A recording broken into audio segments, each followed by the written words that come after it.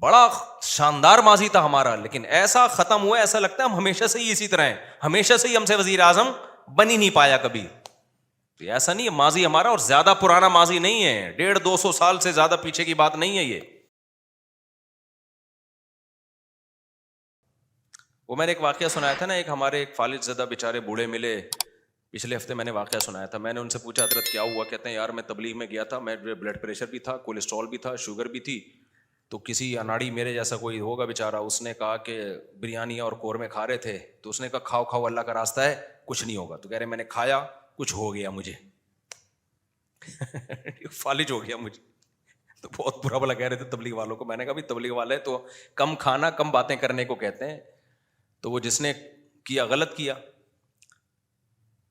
تو وہ اسی پر ایک اور واقعہ ایک ڈاکٹر صاحب نے سنایا. کہہ رہے ایک شوگر کا پیشنٹ تھا، اس کو ہم نے منع کیا کہ نہیں چینی کھانا. تو ایک کوئی صاحب آئے، انہوں نے اس کے سامنے شربت کا گلاس رکھا. بہت خطرناک پیشنٹ تھا، وہ بہت اصرار کیا، وہ نمازی بھائی تھے، بہت اصرار کیا بھائی یہ پی لو یہ پی لو. وہ کہہ رہے نہیں نہیں نہیں مجھے شوگر ہے. جب انہوں نے زیادہ اصرار کیا نا اور کہا اللہ نے چاہا کچھ نہیں ہوگا انشاءاللہ، اللہ نے چاہا تو کچھ نہیں ہوگا. دیکھو صحابہ کرام کا اللہ پہ توکل تھا، انہوں نے دریا میں گھوڑے دوڑا دیے. انہوں نے، یہ بہت اہم واقعہ ہے، اس کو بڑا سبق ملے گا اس سے انشاءاللہ آپ کو، خاص طور پہ دینداروں کے لیے سمجھنے کی چیز ہے. واقعہ ہے نا، ایک علامہ اقبال کا شعر بھی ہے اس پہ کہ دشت و دشت دریا بھی نہ چھوڑے ہم نے، کہ ہم نے تو صرف صحراؤں میں نہیں، ہم نے تو دریاؤں میں بھی کرامت کے طور پر نا گھوڑے دریا میں چلا دیے تھے صحابہ نے. تو ان صاحب نے کہا داڑھی بھی تھی نمازی بھی، انہوں نے کہا دیکھو صحابہ نے اللہ پہ توکل تھا، دریا میں گھوڑے چلا دیے انہوں نے. تو سامنے شکر ہے کوئی عقل مند بیٹھا ہوا تھا جس کو وہ کھلا رہے تھے نا پورا چینی کا شربت. اس نے کہا دیکھو اگر وہاں پل ہوتا نا پھر اللہ دریا میں گھوڑے نہیں وہ ڈوبنا تھا انہوں نے، وہاں تو پل نہیں تھا اور مجبوری تھی جانا. صحیح ہے نا، پل ہوتا پھر صحابہ دریا میں چلاتے، پھر سوال ہی پیدا نہیں ہوتا کہ دریا میں گھوڑے چلتے. اللہ کہتا ہے پل ہے تو جاؤ نا. یا پل بنانے کا ٹائم ہوتا تو بھی نہیں. یہ جو قسطنطنیہ میں سلطان محمد فاتح نے قسطنطنیہ اور یہ جو آج کا استنبول ہے جب یہ فتح کیا تھا تو اس نے کوئی دریا میں تھوڑی گھوڑے چلا دیے تھے. ان کا یہ جو استنبول کا جو قلعہ ہے نا آج جو 4000 سال جس کی پرانی تاریخ ہے، میں نے وہاں جا کے ولاگ بھی بنایا ہے. یہ ترکی کا جو مشہور قلعہ ہے یہ تو عیسائیوں کے ہاتھ میں تھا، بہت مضبوط عیسائیوں کی اسٹیٹ تھی. اور نبی صلی اللہ علیہ وسلم نے خوشخبری سنائی تھی کہ نعم الجیش جیش یغزو القسطنطینیہ، فرمایا سب سے بہترین لشکر، کیا ہی خوب لشکر ہے جو قسطنطینیہ فتح کرے گا. آپ مکہ میں اور ترکی کی فتوحات کی خوشخبریاں دے رہے ہیں. ہمارے نبی کا یہ ویژن دیکھو، ایک پیغمبر جو نہ لکھنا جانتے ہیں نہ پڑھنا جانتے ہیں، لیکن کتنے کانفیڈنٹلی وہ کہہ رہے ہیں کہ کیا خوب لشکر ہوگا جو قسطنطینیہ کو فتح کرے گا. اور خوشخبری دی، جنت کی بشارت دی. اسی وجہ سے مسلمان فاتحین شروع سے لگے ہوئے تھے اس میں، لیکن نہیں ہو پا رہا تھا. تو سلطان محمد فاتح نے کیا کیا، وہ بھی فوجیں لا کے بٹھا دیں، لیکن اتنا مضبوط قلعہ ہے وہ جا ہی نہیں پا رہے بھائی. تو مشورہ ہوا. اب انہوں نے یہ نہیں کیا کہ جی ایک طرف سے سمندر ہے، وہاں بھی سمندر کٹا ہوا ہے نا، آپ میپ میں دیکھ سکتے ہیں. تو سمندر میں ہم کیا کرتے ہیں، بسم اللہ ہی اللہ پڑھ کے سمندر بھی نکل جاتے ہیں. بڑھ جانا تو ڈوب جانا تھا انہوں نے، اور کیا. تو اللہ کہتا ہے پہلے اپنے سارے اسباب اور وسائل تو استعمال کرو، پھر میری مدد آئے گی.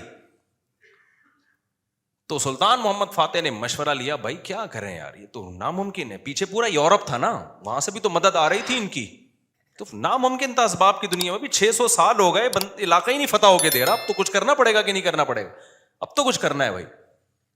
تو ماہرین بیٹھے، انہوں نے مشورہ دیا، استخارہ نہیں نکالا. خوب سمجھ لو کہ استخارہ نکال کے دیکھتے ہیں فتح ہوگا تو ٹھیک ہے، نہیں تو واپس چلو.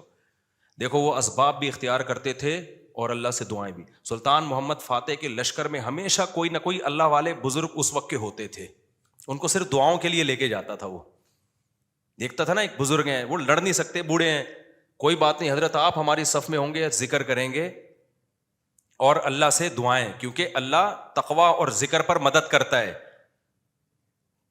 تو ایسے سیکولر نہیں تھے کہ ہم اپنی توپوں پہ اعتماد کر لیں خالی، نہ نہ نہ، ہمیں اللہ والے بزرگ بھی چاہیے. تو ایک نہ ایک بزرگ اس کی صف میں ہوا کرتے تھے جن کا کام ہے اللہ سے دعائیں مانگنا. خود بھی مانگتا تھا، لیکن بھائی وہ اپنے آپ کو سمجھتا تھا ہم اس لیول کے نیک نہیں ہیں، تو ایسے ایک بزرگ ہوں گے، ان کی برکت ہوگی، اللہ میں فتح دے گا. اور دوسرا اسباب بھی دبا کے استعمال کیے انہوں نے. سلطان محمد فاتح نے جب دیکھا نا یہ اتنا بڑا قلعہ اور اتنی چوڑی دیوار, میں نے وہ ولاگ پہ آپ دیکھ لیں, اس پہ اتنی چوڑی دیوار ہے بھائی, اس پہ تو پوری بیل گاڑیاں چلتی تھیں دیوار کے اوپر, امپاسبل, ناممکن اس کو فتح کرنا.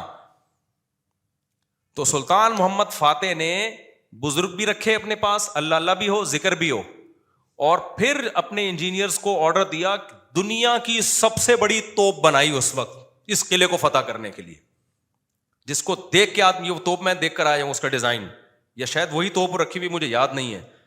اتنی بڑی توپ بنائی ہے نا, اس سے جو لوہے کا گولا نکلے گا تو دیوار میں کچھ ہلائے گا تھوڑا سا, وہ دیوار کچھ ایسے, جب 1000-2000 گولے نکلیں گے تو شاید دیوار میں کچھ دراڑ آ جائے.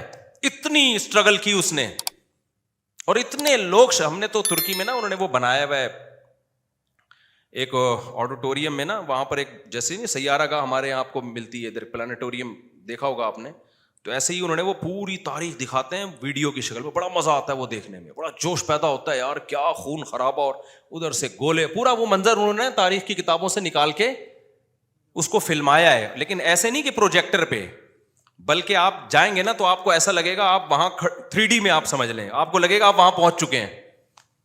وہ ایسا چیخیں نکلتی ہیں یار وہ منظر دیکھ کے, ایسے تھوڑی پیڑے کھائے ہیں مسلمانوں نے یار, پوری دنیا پہ حکومتیں کی ہیں, بہت محنتیں کی ہیں. مسلمانوں کا ماضی بڑا خدا کی قسم شاندار تھا. میں بار بار کہتا ہوں نا, ایک گورے کی ویڈیو بھی میرے موبائل میں پڑی ہوئی ہے, وہ لندن میں یا امریکہ میں بھول گیا, یونیورسٹی میں وہ گورا لیکچر دے رہا ہے, ابھی میرے موبائل میں ویڈیو پڑی ہوئی ہے, وہ گورا لیکچر دے رہا ہے. گورا کہہ رہا ہے تو وہ کالا, لیکن گورا اس سینس میں کہہ رہا ہوں کہ امریکن ہے, اس سینس میں کہہ رہا ہوں, یا تو میرا خیال ہے امریکن ہے, UK کا نہیں ہے, وہ ان کا جو لب و لہجہ ہے نا وہ امریکن لب و لہجہ. وہ یونیورسٹی میں لوگوں کو بتا رہا ہے کہ ونس اپون اے ٹائم, ایک ٹائم تھا کہ آپ کو مسلم سائنٹسٹ کے علاوہ دنیا میں کوئی سائنسدان نظر ہی نہیں آتا تھا, ہر فیلڈ میں کون سا سائنٹسٹ تھا, مسلمان. اور وہ کہہ رہا ہے کہ فلکیات کے علم میں مسلمانوں نے اتنی ترقی کی تھی. پھر بغداد کی یونیورسٹی کا نام لے رہا ہے وہ, بغداد میں جو ہماری خلافت تھی, تو وہ کہہ رہے ہیں کہ آج بھی جتنے ستاروں کے نام ہیں نا انگلش میں, سارے عربی سے آئے ہیں. سارے کہاں سے آئے ہیں, یہ عربی سے آئے ہیں. مسلمان یہ کام بہت پہلے کر چکے تھے, بڑا شاندار ماضی تھا ہمارا, لیکن ایسا ختم ہوا, ایسا لگتا ہے ہم ہمیشہ سے ہی اسی طرح ہیں, ہمیشہ سے ہی ہم سے وزیر اعظم بن ہی نہیں پایا کبھی. ایسا نہیں ہے, ماضی ہمارا اور زیادہ پرانا ماضی نہیں ہے, 150-200 سال سے زیادہ پیچھے کی بات نہیں ہے. یہ چند غلطیاں ہوئی ہیں جس کی سزا ہم بھگت رہے ہیں, اس میں مذہبی لوگوں سے بھی ہوئی ہیں, حکمرانوں سے بھی ہوئی ہیں, دونوں طبقوں سے ہوئی ہیں, کسی ایک طبقے کو آپ ذمہ دار نہیں ٹھہرا سکتے. تو اس میں ایک بہت بڑی غلطی یہ ہوئی ہے کہ مذہب کو سائنس سے کیا کر دیا, الگ کر دیا. یہ بہت بڑی مسٹیک ہوئی ہے. جبکہ ہمیں داؤد علیہ السلام, سلیمان علیہ السلام کے واقعات میں کیا ملتا ہے, اللہ نے سلیمان علیہ السلام کو جب دنیا کا حکمران بنایا ہے تو اللہ نے اسباب اور وسائل بھی دیے تھے ان کو. وہ اسباب کیا تھے, لوہا ان کے ہاتھ میں پگھلا دیا اللہ تعالیٰ نے. داؤد علیہ السلام کو حکم دیا زرہیں بناؤ, زرہیں. اللہ کہہ دیتا کہ اے داؤد تو زمین پر حکومت کرے گا, لڑائی کرے گا, زرہیں بنانے کی ضرورت نہیں ہے. آیت الکرسی پڑھ کے ہر مجاہد پہ پھونک لگائی, دم کیا, دشمن کی تلوار چلے گی نہیں. یہی چل رہا ہے نا آج کل.